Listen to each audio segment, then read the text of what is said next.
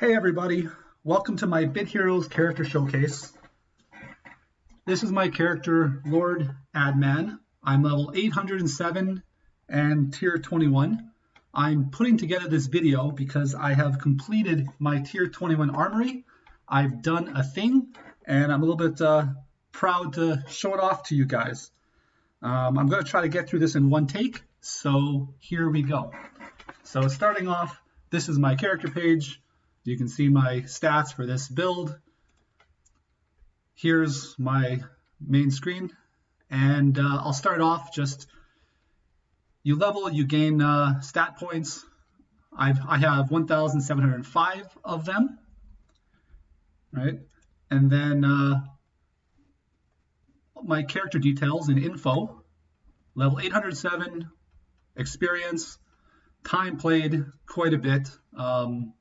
It's not really that representative.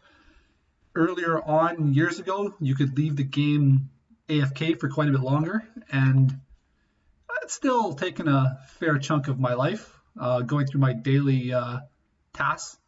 I have I don't have all the familiars.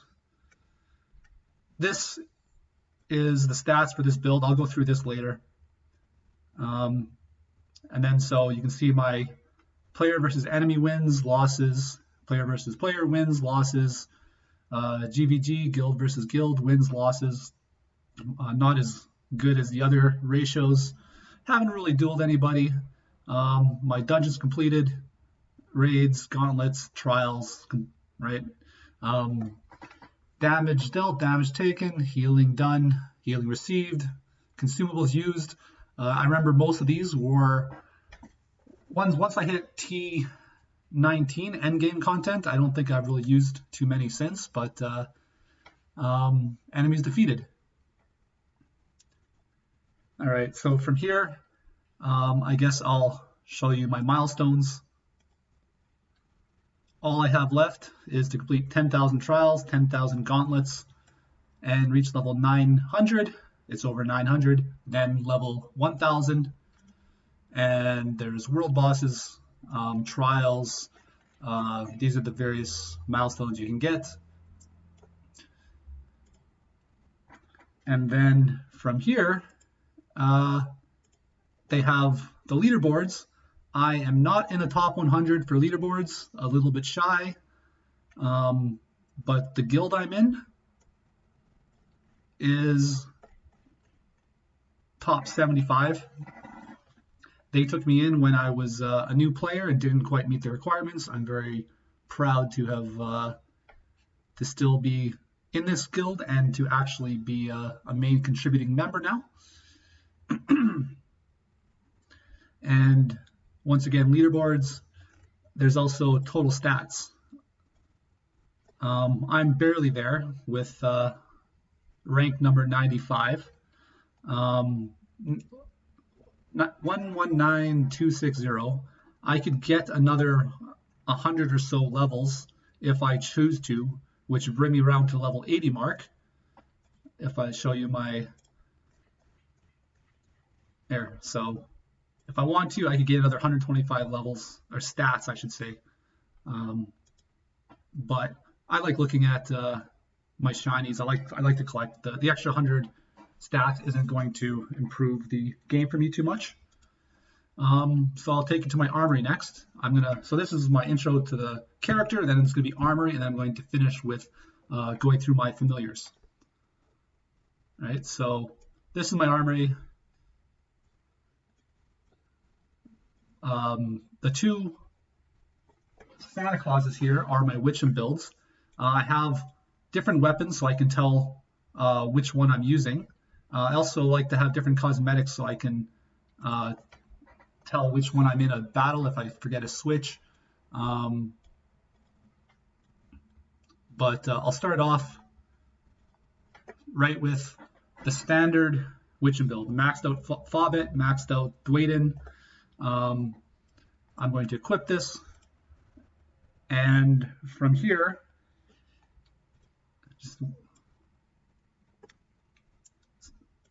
I could show off my information for the build. right? This build is based off evade, 74.5% evade with clover, so you're getting effectively over 90% evasion. And it's very much of a stop hitting yourself build. Have some redirect, a little bit of empower, but this build is about the evasion. It's the easiest build your own all-rounder set. For the runes I have, I'll take you through all the runes I have right now, but I have at least legendary of every rune. So I have myths for what I really want, but then every option I have available to at least legendary. And I'm still working on upgrading everything to myth. So 5% chance to reduce an enemy's team health, and then gain shielding equal to your health when you get hit. I don't really have any builds built off this right now. It's the same for, right? So there's 4 of these minor runes for both these types, and I have either legendary or myth, right? And I also have placeholders for every type of major rune here, with a couple extras, dual strike, block, but at the very minimum for every one of these 4, I have at least mythical evasion and mythical empower. So here I only have mythical empower and mythical invasion. I haven't gone and bothered to collect all the elemental runes, mostly because the meta doesn't use them. For Witcham, of course, you have evasion, evasion, evasion, evasion, redirect. And I also have the ones I use while at full health, increase SP regeneration, while below a specific health, more heals are more effective. There's a couple in here that I actually use. So drain SP from an opponent. If I were to upgrade this to myth, I'd have 125 instead of 100. So there are some benefits. I'm still working on it. It's this game is a grind. With respect to enchants, I have all of the mythical enchants except for increased hit points and damage and rage. And then I have a placeholder legendary for every tier, all the way up to tier 20. And that is just more for my own completion's sake. So back to my armory.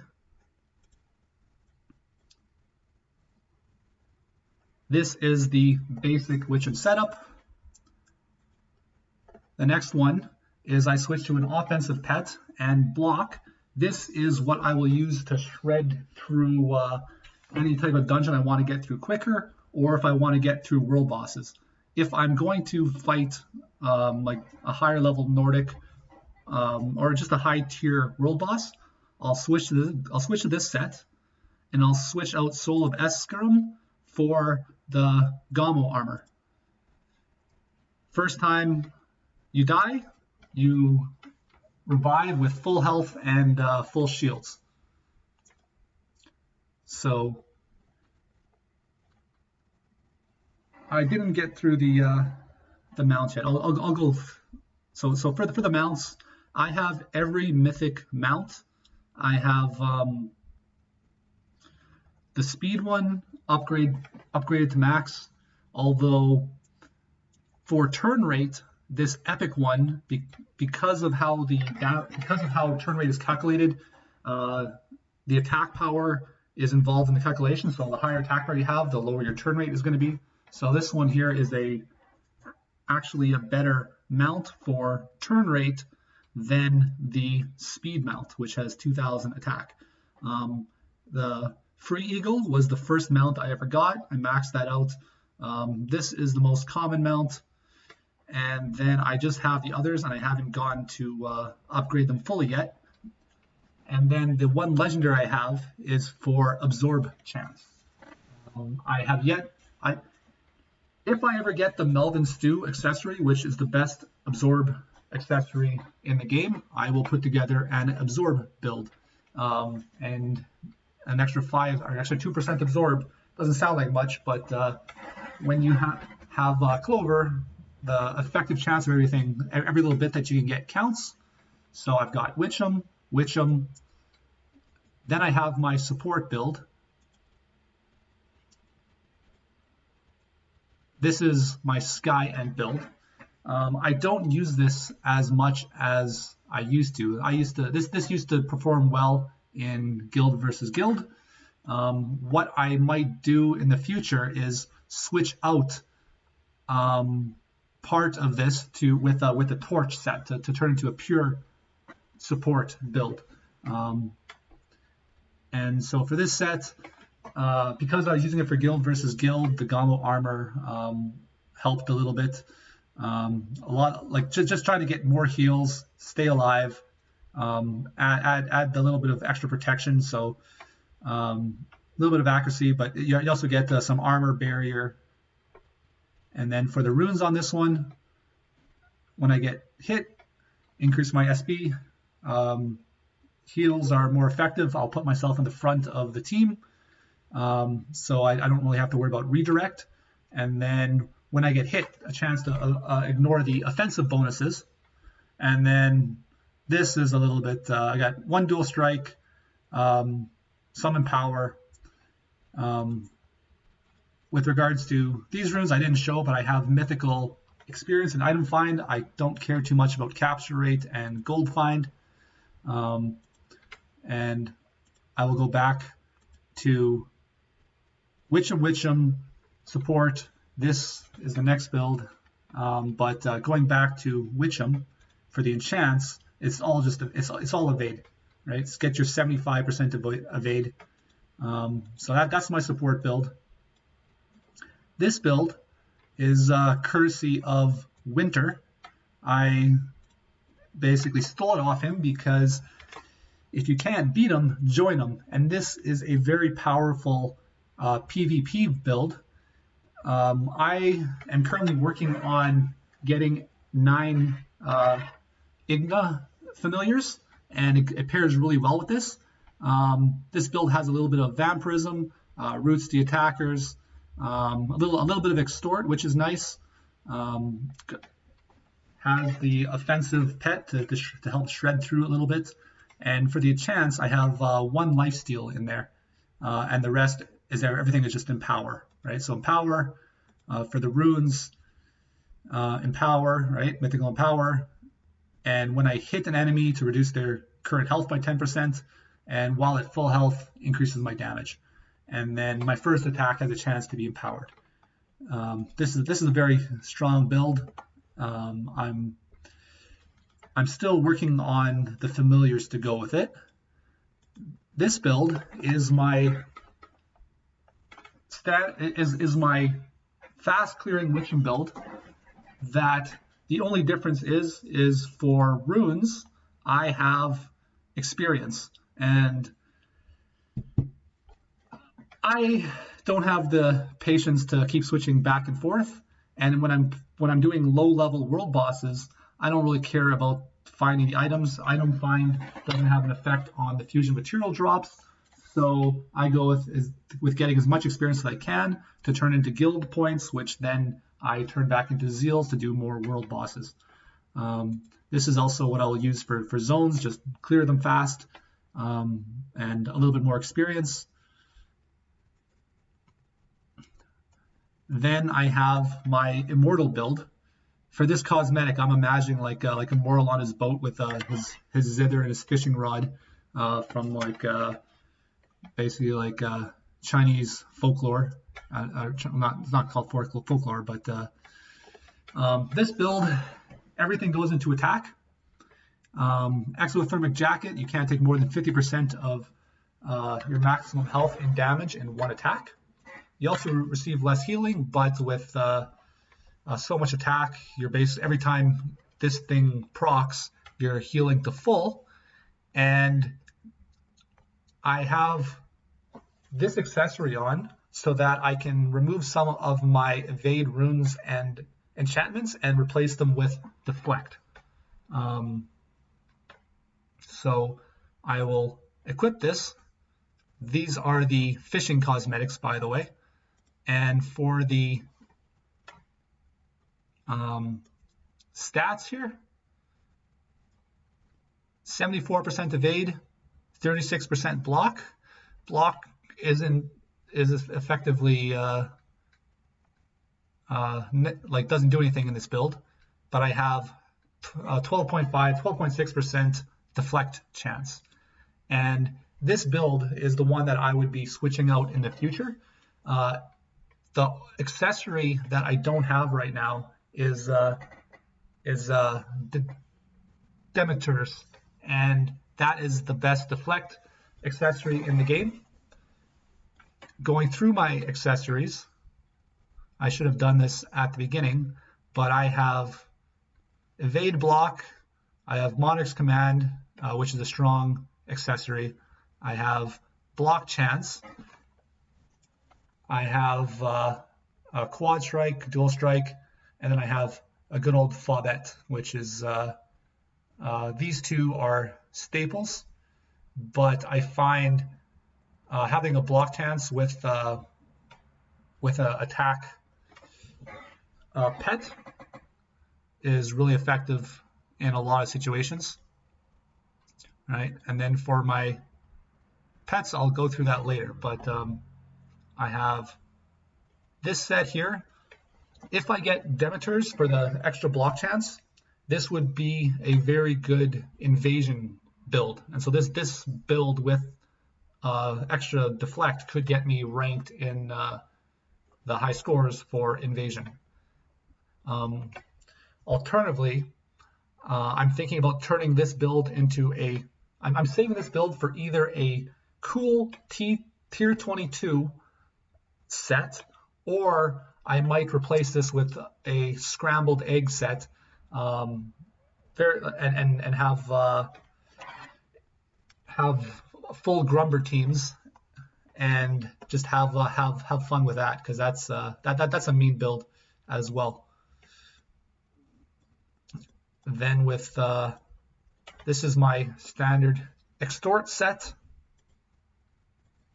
right? This is my American moon landing build for, well, I don't think the stats for that really matter so much. Everything goes into attack, extort, and get an extort with, well, I guess you get extort from the stat, you get extort from the Evolvium, and then this copies the set effect, which is extort. So triple attack of 102,000 attack with this is just fun. My special on this can deal up to 1.2 million damage. This build is my old meta build, and for this cosmetic, I was going for you're like the bounty hunter type of look, heavily ancient focused, and it's all like you get hits, you gain SP, and every time you get hit, you have a 30% chance of consuming SP. And so you get hit, you heal, and this was my old guild versus guild build after I stopped using my support build so much. It's a strong set. I haven't used it as much, but while creating this, I've locked myself in with the Polyblaster, and there are some other cool sets that you could build with the Polyblaster in the main hand, and this is what I've settled with it. And and for the runes, because it's a lot of heals, when you're below health, increase the heals that you receive. When you get hit, ignore offensive bonuses, and when 30% chance when you get hit to increase your SP by 1. So this is what increases your SP, and then when you get hit, you also have a 30% chance to use 1 SP to heal. Once again, all empower and chance are also all empower. I realized I forgot to show you the runes for the extort. When I hit an enemy to reduce their current health, while at full health, damage increased by 10%. This is the only one that really makes sense, because your first 3 attacks from extort, you're at full health, and then my first attack just does increased damage. That's this build. One thing though is I have my extort build, if you'll notice, at well down the list. I should go back and bring it to the front. It's not something I considered until recently, but when my friends list is mostly filled up with people who could benefit from having an extra extort person in their party, and when they go to the battle, they can go to your armory and then select which build that they want you to go into the battle with, and it saves time for other people if extort is up at the top. I set mine up this way because these are the 2 that I use the most, and I hadn't really thought about that until recently. So I should go back. It's just I'm gonna have to. I've used all my armory slots, and I'll have to write down what my cosmetics are so that I don't overwrite any and mess up what I've spent my time on already. Right, so I was at the meta build. The next build, which this cosmetic, I did not like it at all. I built it just to be silly one day, and I had a plan. I was going to make a like a rock band cosmetic to replace this one, but then one day I randomly switched the mount to this tank, and now I this is my Eddie Hall build. So Eddie Hall has a tank. It's I don't know. It's small D energy, but it's overcompensating, but not that Eddie Hall is. But there's a lot I like about just how this build looks now. It's grown on me. I didn't like it at first. Now it's just a fun little cosmetic here. As for the build, this is what I've been using for my D4s. The last D4 was tier 21. It was all around turn rate. Right now, I would have to reforge all of this to get it to everything reforged for speed. The Furium helmet for freeze, I'd have to reforge both this Shield of Ascarium into the spear, and I'd have to reforge this for purge. But this build, when it's complete, has almost 1.2 million turn rate. I've got it equipped. It has a little bit of evade, doesn't matter. Damage reduction 20%, that's from the mythics. But where's my speed bonus?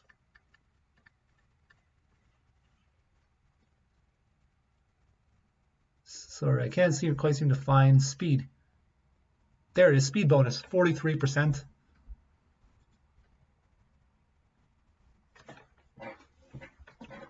And right now this build is not complete. I will work on it as I need for tier 22 in order to beat the D4s. And then the final build, which I have created recently, is, I call it the Witcham Killer. This build, as long as it's not, so for PvP, as long as you're not in a 5-man PvP team, and as long as your opponent doesn't have at least 3 lurkies with attack team when you hit, you will never lose against a Witcham, right? Because playing against my Witcham builds here, Witcham is often like rock, paper, scissors sometimes, and I got tired of that. I wanted to make a build that would let me crush through it. And to do that, this build is around true damage. So you basically keep freezing the enemies without proccing their reflective type attacks. And so this build, I keep the honor pin because you want to stay alive. You don't have very much health. When your enemy attacks weakest, you can take a couple hits, and having familiars with redirect can help soak up the damage. It's really when they attack the enemy team that it can override this character. And once the player character dies, then your chances of winning the battle are over. To use this build effectively, what you need is a team that's made up of familiars that have 0 SP moves that don't do damage to the opponent. So I use Tithe because they have their 0 SP shield move. Shield will everything's about just staying alive, keeping the team keeping the player alive as long as possible while they chip away at the enemy's health with their 0 SP move, right? So if I go to my skills, you're going to be using this move over and over and over again. Every other move, you don't worry about. You'll just the Evermore Helm gives you 30%, so 1/3 extra turns, and this build is really effective. I like the look of it. It's my like Alien versus Predator kind of build here. And so I guess the last thing, which I had forgotten to do earlier, was I like to collect all of the various equipment I get, at least one of each, right? So you can see upgrade, melt, reforge. But in upgrade, right, you can see I keep at least one copy from lower tiers, as well as with sets.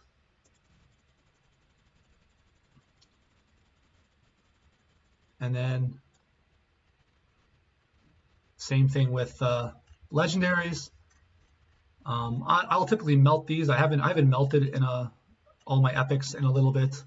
I should have done that before the video. I'm not too worried about that. But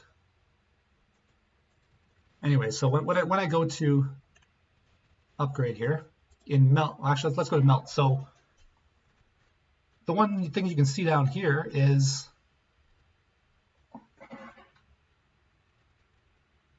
no, it's really, I want to go through upgrade because here I can show you my pets, right? So I showed you my mounts, I showed you my accessories, and then for the mythic pets, I have Zordig, attack the strongest enemy when you hit an enemy. Cold, attack the closest enemy when you hit an enemy.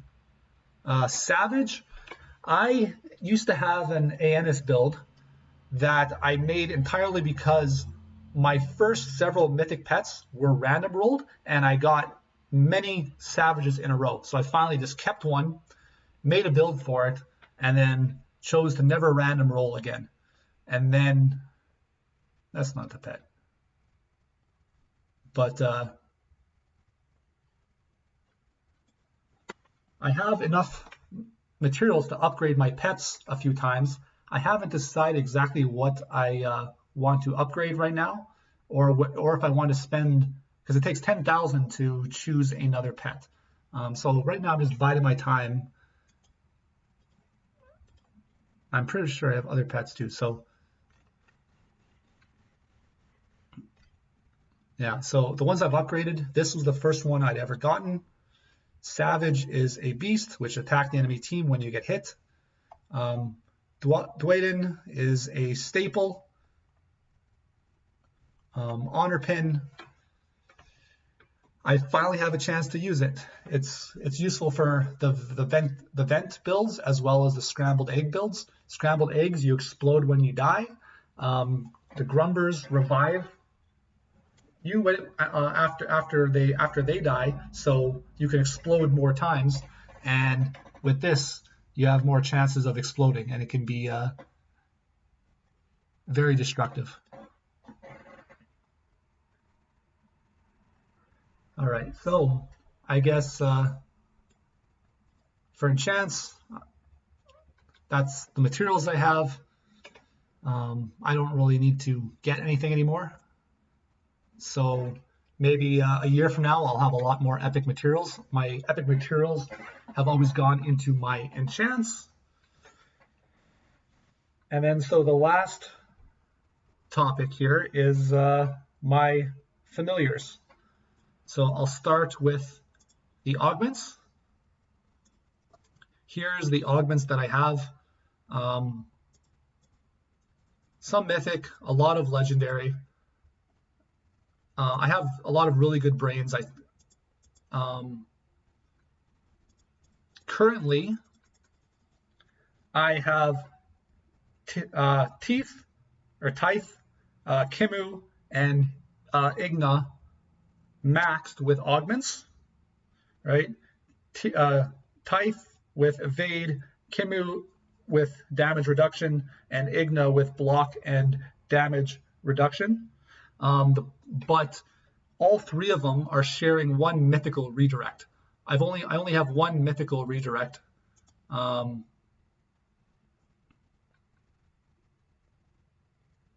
And the familiar that I want to max next is Lady Sparkin.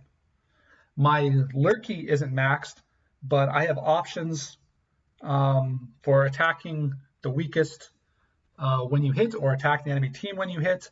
I have the one that the augment that makes SP moves do more damage, and I'm not really too worried about maxing my Empower. Right, so I guess I will show you for the augments, I have some regulators, but I don't have enough to get everything I want right now. I could make a couple more of these models, but I've recently chosen the last of the brains that I wanted, so I'm short on the brain stems. But right now I'm saving up. I could upgrade my familiars slightly, but it's still a work in progress. And so for my familiars, this is my stable. This is my pride and joy here. So I can go through it one by one, I guess. These are not all the myths I have or all the legendary familiars I have, but these are the ones that I either use or get honorable mentions. I have 9 of everything on here, except I've got 7 Lady Sparkins. I don't really see the need for 9. I also wouldn't have made 9 Thundermolths if I'd understood the game at the time, because Thundermolth is a bait, and you don't need to fill a team with baits, but Thundermolth pairs very well with Lurky. But currently, I'm also working on Ignatus Raw and Grumber. I need 3 more Grumber, 3 more Ignatus Raw to have 9 of each. And then I might go and complete Flunder just so I'm not looking at a +2. Turkin, I've got 3 of them. I've got 3 of them in total. That's what I've gotten from the Thanksgiving events just over the years, just mostly doing the daily regeneration, and I've still been able to make 3 of them. So going through, I have Ignatus Raw. He is block, but he also each one can increase the team damage by 5%. You get 4 of them on your team, and you get an extra 20% damage. Turkin I'll never use, but it's he gets acknowledgement. Tithius is very similar to the Witchem build. It's based off of evade, and you redirect towards it. It has high health. It's less effective in a lot of player versus enemy situations because they can override your evade with accuracy. Frester, He is a healer that can revive a character. That's one of his special skills. He's a speed healer as well. Then you got Kimusaba, who is a high-end tank. Barrier is very effective in a lot of situations, and he is a beast. Thunmolf, as I said before, is the bait, which basically means he has slightly less hit points than a lot of the DPS. So attacks that attack weakest will typically route to him, and he has absorb, and he can, as well as you spec him so that he can take a little bit more of a beating. My Lurky, he is DPS. I've made a couple of Volthi, but I have no intention of max stabling Volthi. Lurky gives me what I want. Volthi is a little bit better at single target attacks, whereas Lurky is better at multi-hit attacks. But sometimes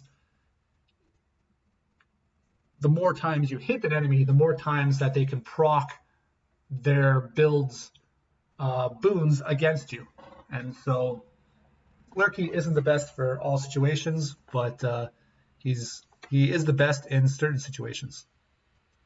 Lady Sparkin, in my opinion, is hands down the best healer. 25% speed, so very fast.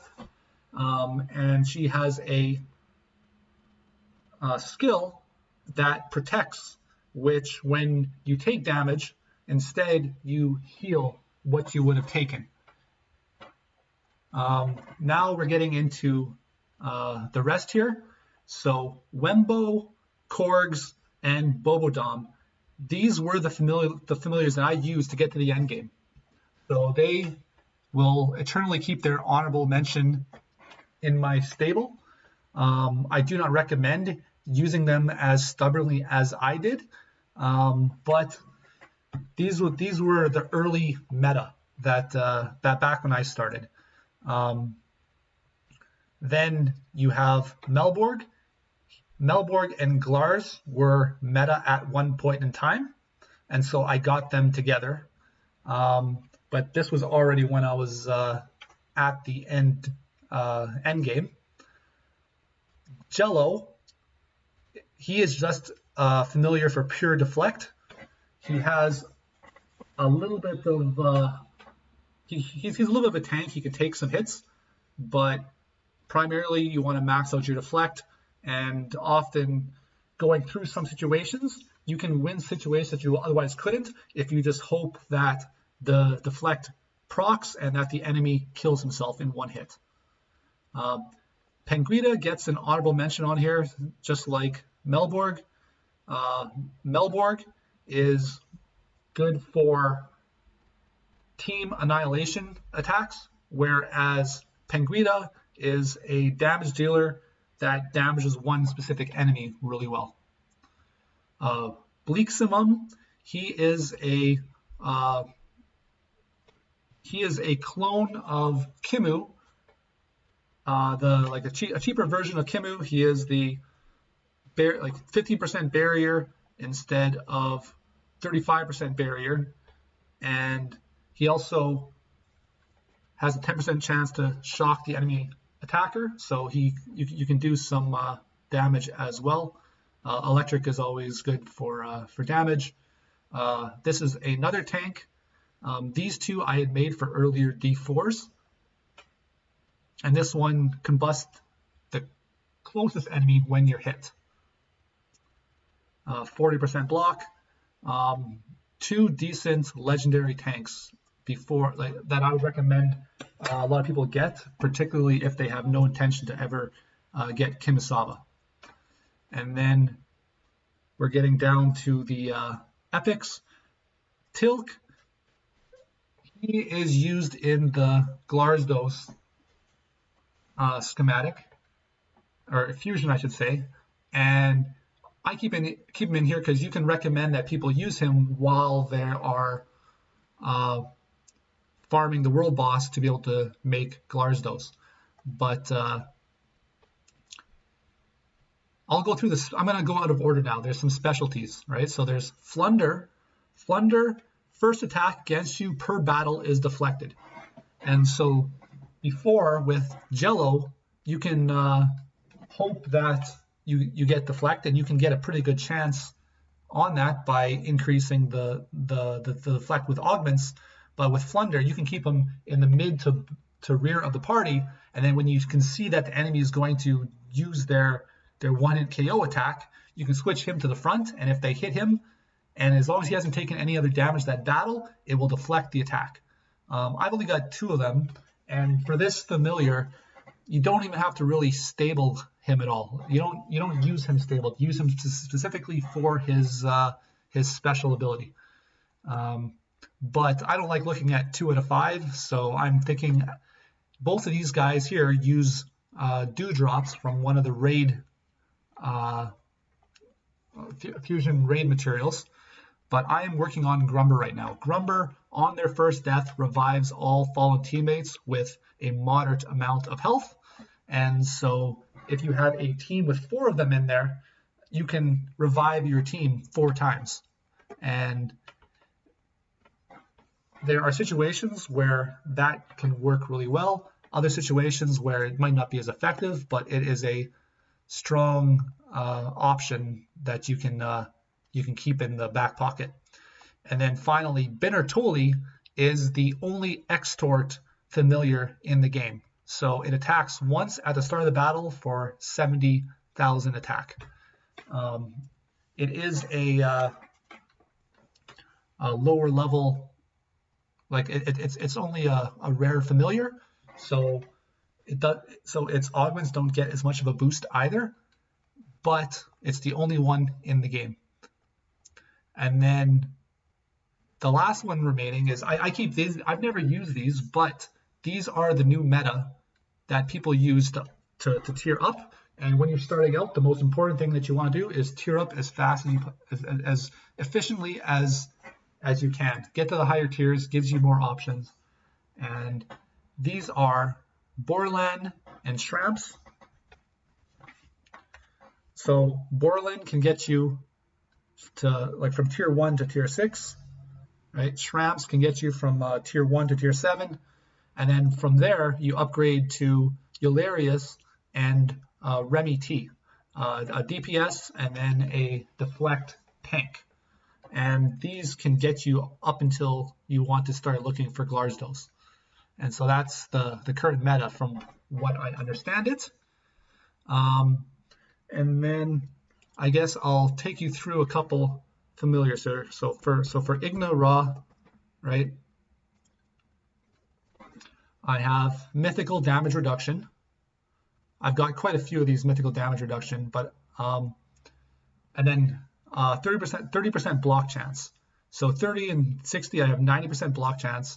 The alternative is I use 2 legendary blocks to get 100% and then 1 damage reduction.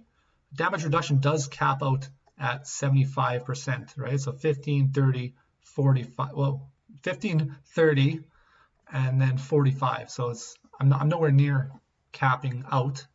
But currently I'm having heals are more effective. I have options in here. Currently have attack the weakest enemy when you get hit. That is how I'm going to be using it with the like I could spread shield as well. I'm going to give this a shot with Winter's build, which is which I call Eye of the Tiger, right? So there's only 3 familiars I've got completely maxed out. This guy can also use redirect as well. And then as I mentioned earlier with Lurky, right? I got 9 of them. I have attack enemy team when you hit an enemy, or I also have attack weakest when you hit an enemy. This one will, out of everything you can do, this is the most effective way at increasing your Lurky's damage output. Skills that cost SP deal increased damage.